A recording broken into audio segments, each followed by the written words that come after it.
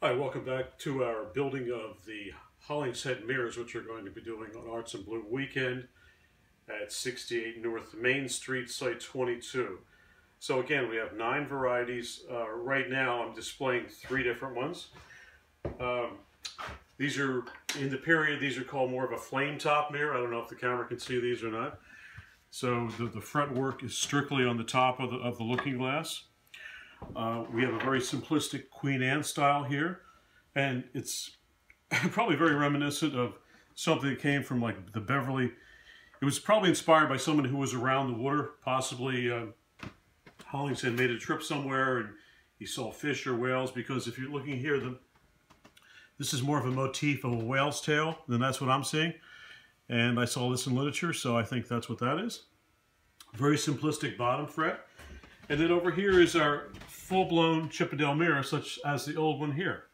Except this has the carved, cut-in corners, and our piece here, all the corners are just mitered, okay? So we're showing you a top fret, a bottom fret, and ears. And take note that the bottom ears and the top ears are different. There's no doubt about it. So the top ears tend to hoop out, and the bottom ears always tend to curl in, okay? If you look at the original this size, there's not really ears down here. It's just a lump, but these are still considered ears. But here's the top guys hooping up and out. Okay. So what we're going to do now is we're actually going to cut a groove in the 2 smaller mirrors we have here to receive the fretwork, and then we're going to glue the fretwork in. Okay. Our next step is to cut the groove. So we're going to machine a groove in the top of the frame, and obviously it has to be the width of the fret. So by the looks of the dimension of our blade, which is under 1/8 inch, we're probably going to end up making 3 passes, okay?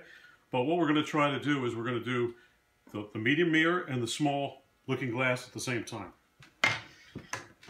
So I'm going to make repeated strokes through the saw blade, and there'll be no talking at this point. Just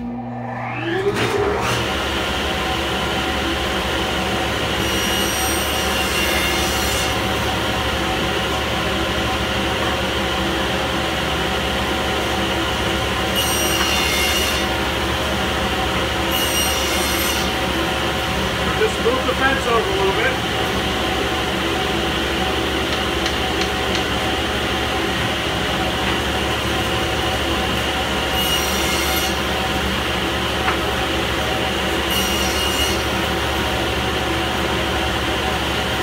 We're not quite there yet.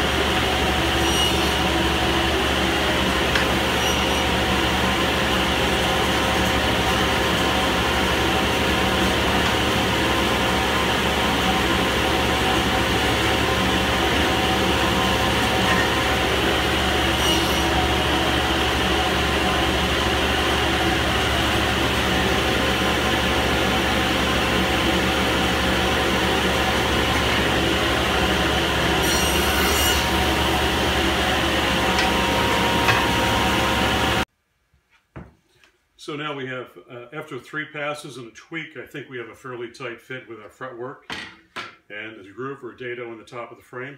This could be accomplished using the table saw, a router, or even a shaper if you were doing, you know, a number of these. But just to do 3 cuts, the table saw is the machine of choice. Or you could use a hand plane, actually. So what we're going to use here is just an aliphatic resin, which is type-on glue. It actually comes in a brown tone. Just put a small bead on the inside of the dado. Pick the better side of the fret. And make sure it goes and sinks down to the bottom of the bottom of the dado. And look at the side. That's totally vertical with the mirror. And what I like to do is I like to hang these and let them dry. They can teeter there until tomorrow. Around the shop, you have plenty of benches, plenty of table saw space. Any overcroppings, you could have 10, 12 of these at one time. And again, we're going to use our small, we're going to call it our whale Queen Ant fretwork mirror. And remember, these are reproductions, so it's okay to use an aliphatic resin glue. If we were doing a restoration here, we would want to use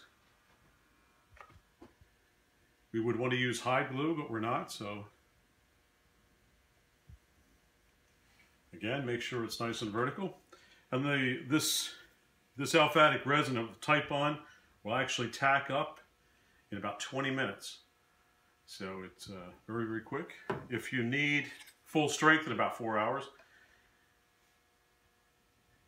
If you have a loose fit with the table saw, you can always put some blue tape on, that's fine. But, and we're just going to hang this guy until probably tomorrow. We'll give it plenty of time to do what it needs to do to dry.